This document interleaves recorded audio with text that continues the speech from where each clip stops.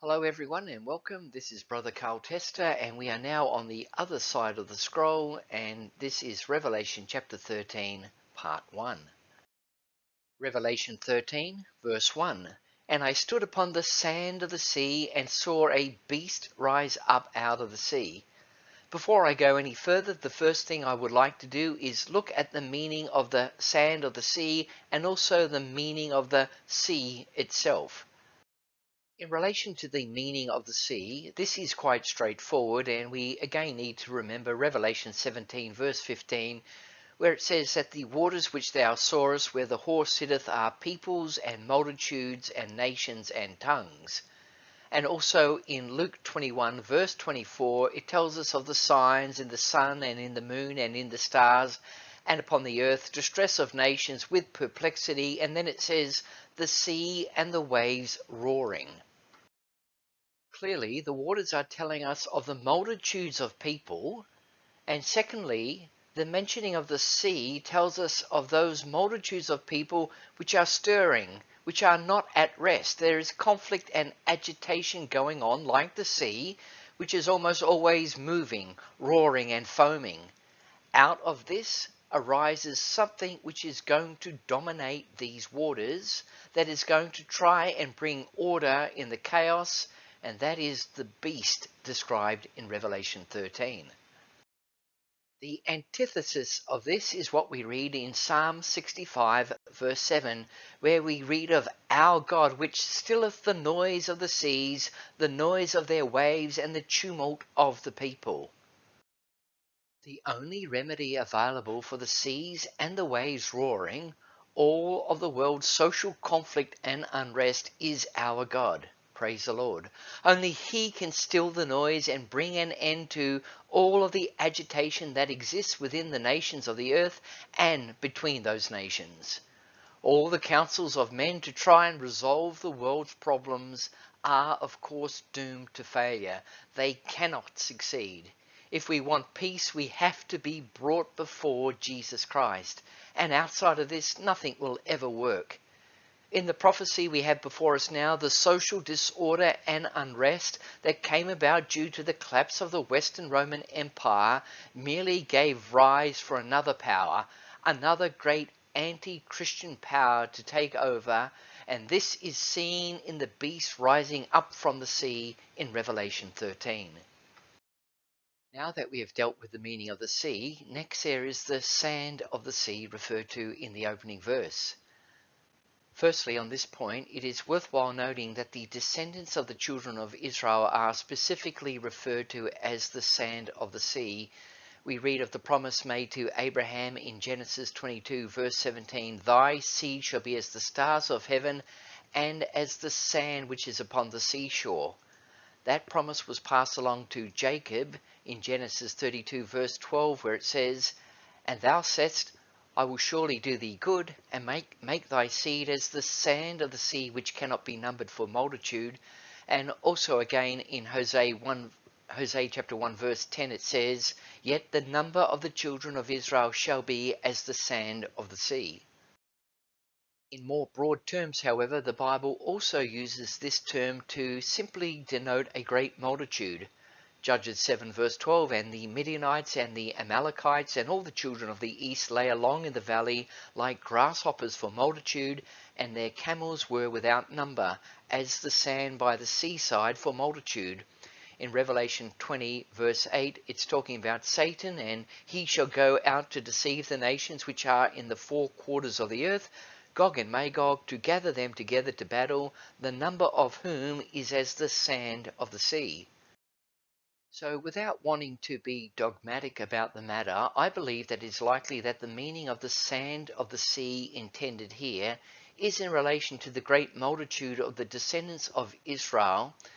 And I say this based on the fact that the descendants of these people, principally being the 10-tribe house of Israel, which were taken into the Assyrian captivities of BC 745 to 721, migrated northwest over time into Europe. This became the basis of the 10 Gothic kingdoms over which this great beast arose and dominated the scene. What happens with the sea, naturally speaking, affects the sand of the sea, and this is also the case symbolically speaking. The descendants of the 10-tribed house of Israel, which became the Anglo-Saxon, Germanic, Celtic, Scandinavian and kindred peoples, were subject to papal dominion for over 1200 years. And once again, I invite you to view my series on the two houses of Israel so as to help you connect all of the dots. If any of this is new information to you, I am sure you will be pleasantly surprised to see how well everything fits together. So let's now read the first verse in its entirety, Revelation 13 verse 1, "And I stood upon the sand of the sea, and I saw a beast rise up out of the sea, having 7 heads and 10 horns, and upon his horns 10 crowns, and upon his heads the name of blasphemy." Like the seas and the waves roaring, there was chaos. Out of this chaos, the agitated social order that was left behind in the wake of the Gothic destruction of the Western Roman Empire, which we covered back in Revelation chapter 8, out of this something is emerging, and it's not pretty at all. Its origins are not of God, but it comes from the dragon, which we looked at in Revelation chapter 12. When we come to the opening of the 13th chapter of Revelation, of the book of Revelation, we have reached an important milestone in the development of the career of the Fourth World Empire, that being Rome. The scriptures are now introducing a dramatic escalation in the operation and effect of this empire. It blasphemes God, and it sets about to kill God's people. This beast has control over the nations of the prophetic earth, the Western Roman Empire specifically. The descendants of the children of Israel are right in the center of the storm and are not going to be out of reach. This beast will make war with the saints, and it will overcome them for a time. The remnant, according to the election of grace, the symbolic 144,000 of Revelation 7, will not worship the image of the beast. They will not take the mark of the name of the beast. And I'm going to look at all of this in more detail as we progress. You will recall that when we looked at Revelation 12 in verse 3, we saw a great red dragon with 7 heads and 10 horns. We also specifically saw that the crowns, that is the diadems, were upon the 7 heads of this great red dragon. And this brought before us pagan Rome with its 7 forms or heads of government. And to repeat some of the information found in Revelation chapter 12, we saw that historically the 7 forms of government are recognized as number 1, kings, number 2, consuls, number 3, dictators, number 4, decemvirs, number 5, military tribunes, number 6, the famous military emperors or imperial Caesars, and then lastly, number 7, the despotic emperors. We then saw that pagan Rome collapsed, and the great red dragon and his angels were cast out of heaven, that is, out of the rulership of the Roman Empire, and Christianity rose to the seat of the Roman world. But as everybody knows, it did not end there. The Christian Roman Empire saw a great falling away, as foretold in 2 Thessalonians 2 verse 3, an empire-wide apostasy and corruption of the Christian faith, and its replacement with form, absurd rituals and ridiculous superstitions, the worship of saints, relics, and so on and so on. This was the basis for the Roman Catholic Church and the rise of papal Rome, which saw the popes take the seat and the authority once held by the Caesars. So we can note from Revelation 12 to Revelation 13, the crowns, or the diadems, have moved from the 7 heads to the 10 horns, and this designates a change in governmental structure within the Fourth World Empire. With the destruction of the Western Roman Empire in AD 476, it should have died then and there, but it phoenixed and arose as an empire constituted of 10 Gothic kingdoms, among which arose the papacy as the new Caesar to rule over them all. And it's almost like J.R. Tolkien's Lord of the Rings, where there was one ring to rule them all, one ring to find them, one ring to bring them all, and in the darkness bind them. In this case, it was the papacy, the little horn of prophecy, which arose and galvanized the 10 Gothic kingdoms into the papal Roman Empire. And this is signified by the transition of the crowns from the 7 heads of the dragon in Revelation 12 to the 10 horns of the beast of Revelation 13. When considering this prophecy, it is important to note that one cannot view this apart from also considering the directly connected prophecies found in Daniel 2 and also Daniel 7, and which I have shown on the slide here. The 10 horns, which are undiademed in Revelation 12, but which are now diademed in Revelation 13, are the same as the 10 toes of the image found in Daniel 2, which are also the same as the 10 horns of the 4th beast found in Daniel 7, from among which another little horn would arise, which would be diverse and would have a big mouth and would persecute God's people, and so on. In relation to the 10 horns which were crowned, these tell us of 10 kingdoms that were to emerge in the wake of the transition of the Western Roman Empire from its legs of iron to its feet of iron mixed with clay, from pagan Rome to papal Rome. And the fact that this occurred is a very well known and documented historical fact.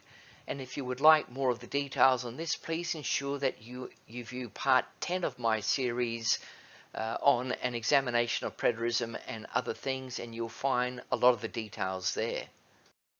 Concerning these things, Henry Grattan Guinness says this in his book, The Approaching End of the Age. This empire is represented as existing first in an undivided state, and secondly in a divided tenfold state. As a matter of history, it is notorious that the Roman power has done this. From its rise to the 4th century, it was one and undivided. Since its decline and fall as an empire, it has been broken up into many independent sovereignties held together by a common submission to the popes of Rome. The number of distinct kingdoms into which the Roman Empire in Europe has been divided has always been about 10, at times exactly 10, sinking at other times to 8 or 9, and arising occasionally to 12 or 13, but averaging on the whole 10. This is generally admitted, and indeed cannot be denied. The fact lies on the surface of the history of Europe since the breakup of the Roman Empire, and serves as an important clue to the true scope of the fulfillment of these predictions. And for another point of reference on this matter, Grattan Guinness writes in his book Light for the Last Days about the 16th century historian Machiavelli, and he says this: Machiavelli, without the slightest reference to this prophecy, mentions, as kingdoms occupying the Western Empire at the time of the fall of Romulus Augustulus, the last emperor of Rome, the Lombards, the Franks, the Burgundians, the Ostrogoths, the Visigoths, the Vandals, the Heruli, the Suevi, the Huns, and the Saxons, 10 in all. And then Grattan Guinness says, and it is beyond all question that, amid countless fluctuations, the kingdoms of Europe have, from their birth in the 5th century to the present day, averaged about 10 in number. We read from this book, General History by Philip Van Ness Myers, this under the heading, The Breakup of the Empire, Last Act in the Breakup of the Empire in the West, AD 476. Only the shadow of the empire in the West now remained. The provinces of Gaul, Spain, and Africa were in the hands of the Franks, the Goths, the Vandals, and various other intruding tribes. Italy, as well Rome herself, had become again and again the spoil of the barbarians. The story of the 20 years following the sack of the capital by Genseric affords only a repetition of the events we have been narrating. During these years, several puppet emperors were set up by army leaders. The last was a child of only 6 years. By what has been called a freak of fortune, this boy sovereign bore the name Romulus Augustus, thus uniting in the name of the last Roman emperor of the West the names of the founder of Rome and the establisher of the empire. He reigned only 1 year when Odoacer, the leader of a small German tribe, dethroned the child emperor. Philip van Nesmeyers goes on, the transaction marks not only the end of the line of Western Roman emperors, but also the virtual extinction of the imperial rule in the western provinces of the empire, the culmination of a century-long process of dissolution. This gradual transfer of leadership from the failing Roman race to the new barbarian folk was one of the most momentous revolutions in European history. Remember before we read in Revelation 12 and 13 that the crowns move from the heads to the horns. What is being written here by this historian was prophesied long in advance. Praise the Lord for that. Now I will also draw your attention to the following chart, which is taken from the appendix to the Horae Apocalypticae Volume 3, 5th edition. This is a fairly comprehensive illustration of the coins of the 10 Gothic kingdoms of the 6th and 7th centuries diademed, that is, crowned. This is of interest to us because it shows the fulfillment of the prophecy as it moves from Revelation 12 to Revelation 13. The diadems are moved from the Western Roman emperors, the 7 heads, as it were, to the 10 Gothic kingdoms designated by the 10 horns. So once again, we have history as bright as the daylight. In this case, it's minted on the coins in the period in question, proving the fulfillment of the prophecy. And for the sake of being complete in all of this, this change did not happen overnight. There was a transitional period, as you would expect. And so it was usually agreed that the bust and names of the Roman emperor with the distinctive imperial badge of the diadem, and not those of the Gothic prince, should be stamped on at least the gold barbarian coins. Hence there was this semi-Roman transitional state of things in the Gothic coinage dating from about AD 450 to 550. But at the opening of the 6th century, Clovis the Frank had the sovereignty of Gaul awarded him, with the title of consul and Augustus and the badge of the Roman imperial diadem. The grant was renewed in 532 by Justinian to Clovis's children with full power over the coinage, and that his purely Frank money should have currency throughout the Roman Empire. In the course of the 6th century, the example of the Frank king in stamping his diadem effigy on the coinage was followed by others of the barbaric princes, the Lombards, or perhaps the Bavarians coming last soon after AD 600. And so, at the opening of the 6th century, not only did the Gothic princes exercise in their own dominions the prerogatives of supreme sovereignty, but also they had begun to appropriate the Roman badge of such sovereignty, that is, the diadem. By about the close of that century, their assumption of the diadem had become general, if not universal, as their coins now plainly testify to us. And once again, if there be any doubt on this, I direct you back to part 10 of an examination of preterism and other things, because I cover this in quite a bit of detail there. This is simply history fulfilling prophecy. God had stated, God had declared the end from the beginning. God had said that this fourth world empire would transition from legs of iron to 10 toes, feet of iron mixed with clay. In Daniel 7, this is the same thing shown as a beast with 10 horns, and a horn is a biblical symbol for a kingdom. We have prophecy, and then we have fulfillment, which is, I believe, as clear as it can be.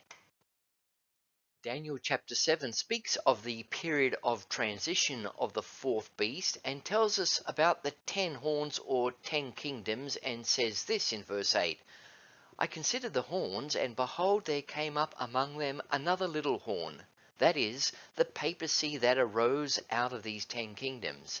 It goes on and says, before whom were 3 of the first horns plucked up by the roots.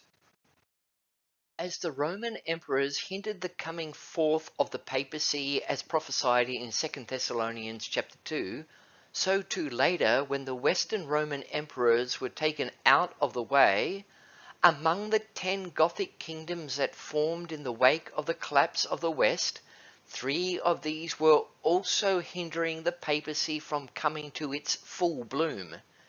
In order for the papacy to consolidate its power, it needed to neutralize any imminent threats. And in this case, it was the 3 Gothic kingdoms in closest proximity to it, to Rome, which had to be rooted up before the papacy could go from being merely a spiritual force, as significant as that was, to also becoming a temporal authority and the kingmaker in Europe, which would then allow the beast to operate in its full strength. The first kingdom to go was that of the Vandals. They were rulers of nearby Corsica and Sardinia and were also persecutors of the Catholics. They were rooted up in AD 533 by Belisarius, who was the commander of the Greek or the Byzantium Emperor Justinian's forces. And after AD 536 the Vandals disappear from history. Next to go were the Ostrogoths, who had taken control of the Italian peninsula, and they were also overthrown by the same Byzantium commander Belisarius shortly after in AD 538, following a terrific siege of Rome, and soon thereafter the Ostrogoths also disappeared from history. Concerning the overthrow of the Ostrogoths, we go back again to William Swinton's book, Outlines of the World's History, where it says this: when, under Justinian, the Ostrogoths were overthrown and Italy came under the dominion of the Eastern Empire, the representatives of the Byzantine Emperor did not live at Rome but at Ravenna. This caused the power of the bishops of Rome to grow greater and greater. So you can start to see what's going on here. This kingdom had to be uprooted. Once it was out of the way, Rome was free again, and this immediately translated itself into increasing the power of the bishops of Rome. The third horn that had to be plucked up was the Lombards, who controlled most of Italy in the 8th century. And Eliot writes in the Horae Apocalypticae Volume 3 concerning this, and says, at length in the course of the 8th century, the Lombard power altogether preponderating, and after the conquest of the Exarchate AD 752, acting like its predecessors in Italy to overawe the Roman See, the assistance of the Franks was called in by the 2 popes, Stephen II and Adrian I, from the Gallic province so devoted to them. And then the Lombard horn was eradicated through the instrumentality of Pepin and Charlemagne, just like those of the Vandals and the Ostrogoths previously, never again to be heard of in Christendom. And the result of the uprooting of these Lombards is recorded by Edward Gibbon in his book The History of the Decline and Fall of the Roman Empire under the subheading Donations of Pepin and Charlemagne to the Popes. And here it says, her ancient patrimony of farms and houses was transformed by their bounty into the temporal dominion of cities and provinces, and the donation of the Exarchate was the first fruits of the conquests of Pepin. The splendid donation was granted in supreme and absolute dominion, and the world beheld for the first time a Christian bishop invested with the prerogatives of a temporal prince, the choice of magistrates, the exercise of justice, the imposition of taxes, and the wealth of the palace of Ravenna. And again from Edward Gibbon under the subheading Pepin and Charlemagne, Kings of France, AD 751, 753, 768, he said, under the sacerdotal monarchy of St. Peter, the nations began to resume the practice of seeking, on the banks of the Tiber, their kings, their laws, and the oracles of their fate. Again from William Swinton in the book Outlines of the World's History, we read, the Lombards, who in the 8th century had fully established their kingdom in northern Italy, took every opportunity to enlarge their territory at the expense of the Eastern Empire, And as a footnote, that was because this territory was still being held by the Eastern emperors at that time. William Swinton goes on, they made themselves master of Ravenna, Rome, etc. But this was not a change that was at all agreeable either to the popes or to the Roman people. Hence the aid of Pepin, father of Charlemagne, was asked. Pepin came and saved Rome and won from the Lombards the territory of the Exarchate of Ravenna. He then took a step that led to mighty results. He bestowed this territory on the popes, and this was the beginning of the temporal power of the Catholic Church. When Charlemagne had overthrown the Lombard kingdom and was crowned King of Italy and afterwards Emperor of the West, and that was done by the Pope, AD 800, he confirmed the grant which his father Pepin had made to the popes. And so we see the three horns, the Vandals, the Ostrogoths, and the Lombards plucked up by the roots, and this enabled the papacy to grow to monstrous heights of power and glory and reign over the kings and people of the earth unhindered. I hope that you find that this is all quite easy to understand. Obviously, there is a tremendous amount of history behind it all, and the prophecy is only touching on the high points, but when it's laid out, it is very straightforward, and it shows us that we have a more sure word of prophecy. And those words just keep coming into my mind every time I go through these things. And this is in stark contrast to the other vain imaginations that are out there when it comes to understanding eschatology. Praise the Lord that these things have been revealed to us. Amen.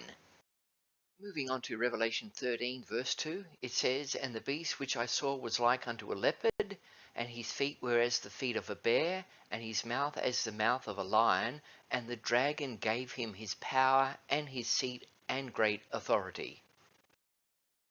The first point I will make here is that it is the dragon that gives this beast power, his seat and great authority.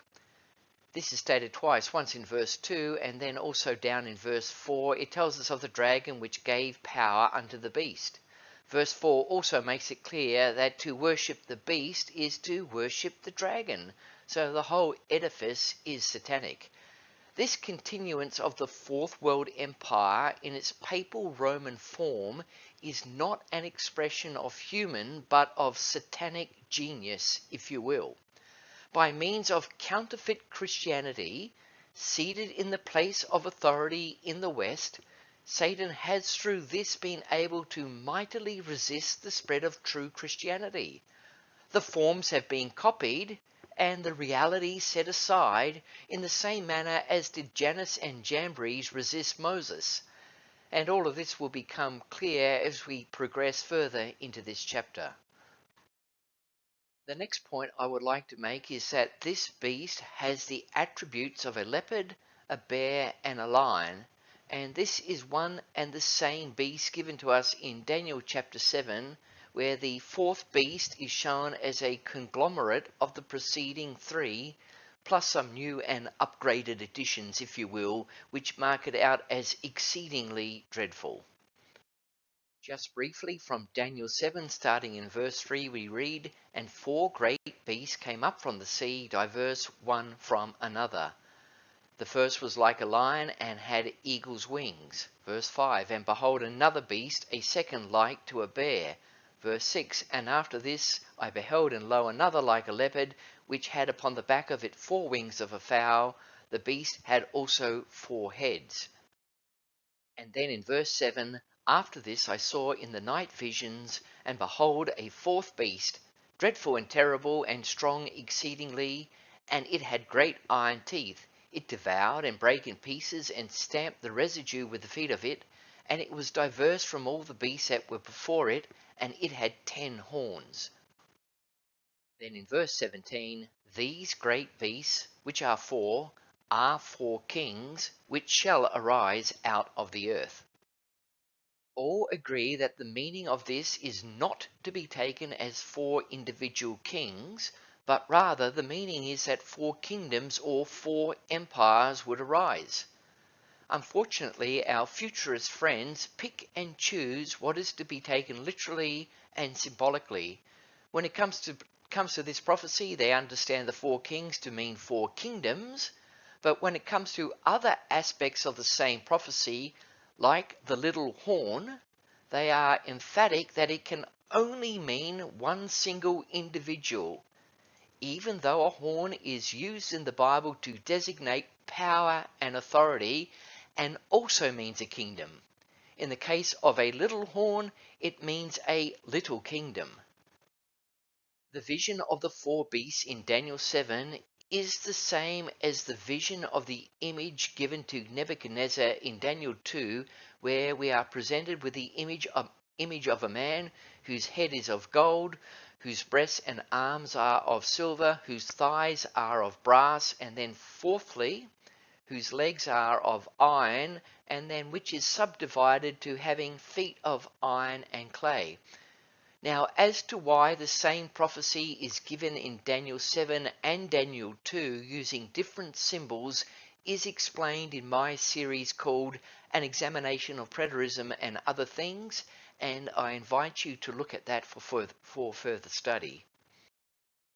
There is no need to speculate as to the meaning of the vision in Daniel chapter 2 because the interpretation is provided in the same chapter and it is straightforward. The head of gold represents the Babylonian Empire. This was the world empire of the day when the vision was given. The next world empire to follow proved to be the Medo-Persian Empire. Then that was succeeded by the Grecian Empire, and finally the fourth was to be the Roman Empire. This basic understanding is so well known, we find it even with the unbelieving Edward Gibbon when referring to the general observations on the fall of the Roman Empire in the West. He says, the images of gold or silver or brass that might serve to represent the nations and their kings were successively broken by the iron monarchy of Rome. In Daniel 7, this same prophecy is given but with the symbols of four beasts. The Babylonian head of gold in Daniel 2 is the lion with the eagle's wings in Daniel 7. The Medo-Persian arms and belly of silver is the bear raised up on one side with three ribs in its mouth in Daniel 7. The Grecian thighs of brass is the leopard with four heads and four wings in Daniel 7, and lastly the Roman legs of iron and then feet of iron mixed with clay is the fourth beast of Daniel 7, which is described as being dreadful and terrible and strong exceedingly. It is the worst of them all. And to summarize and extrapolate this just a little bit further, Nebuchadnezzar's dream of the image in Daniel 2 is the same as Daniel's vision in Daniel 7, and in both cases, the fourth kingdom is that worldly kingdom which is the subject matter of the book of Revelation. The fourth world empire is a composite beast, as the prophecy shows. It has parts of the Babylonian, Medo-Persian, and Grecian empires, plus some of its own special attributes. Revelation 13 verse 2 tells us therefore that it was like a leopard, had the feet of a bear, and the mouth of a lion. These are the characteristics and nature and spirit of those other empires that went before it. And this is also why we read in Daniel 7 verse 12, as concerning the rest of the beasts, they had their dominion taken away, their empires came to an end, yet their lives were prolonged for a season and a time. Their spirit lived on in the fourth world empire, that is, the Roman Empire. You will note on the left-hand side 3 Vatican coins, each of which shows a lion with eagle's wings, and clearly demonstrates the heritage of the Church of Rome, the Roman Catholic Church, going back to Babylon. And this is also why later in Revelation 17 this system is called Mystery Babylon the Great, as it is nothing other than the perpetuation of the world empires of man as given in prophecy. As we are talking about the Fourth World Empire inheriting the characteristics of the empires that went before it, I thought that it is also interesting to note that the dragon was also chosen as the symbol of choice by Pope Gregory XIII. the Pope under which the famous massacre of the Huguenots occurred, in which tens of thousands of French Protestants were murdered by papal forces, and which was the cause of great rejoicing in the Vatican. A special medal was struck for that massacre, and I'm going to look at that later. The dragon can be found in this Pope's coat of arms, on his tomb, and also on this medal, which was struck to celebrate the new calendar which was introduced and which became known as the Gregorian calendar and is the calendar we use today. In this medal, minted in 1582, we see the bust of Gregory XIII on the one side, shown to be Pontiff Maximus, which is of course the title of the Caesars of old. Actually, it says Pont Opt Maximus, which is Pontifex Optimus Maximus. In this case, he is saying that he is the best of them all. And obviously, this is simply just another title and carryover from paganism. On the other side of this medal, we see the ram's head and also the dragon.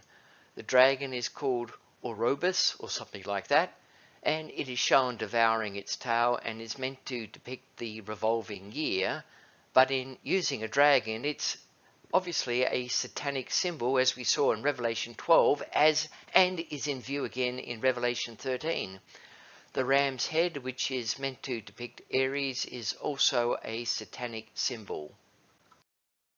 And so once again, we can see the heritage of this Fourth World Empire here under its papal form. It is satanic and it is from the bottomless pit.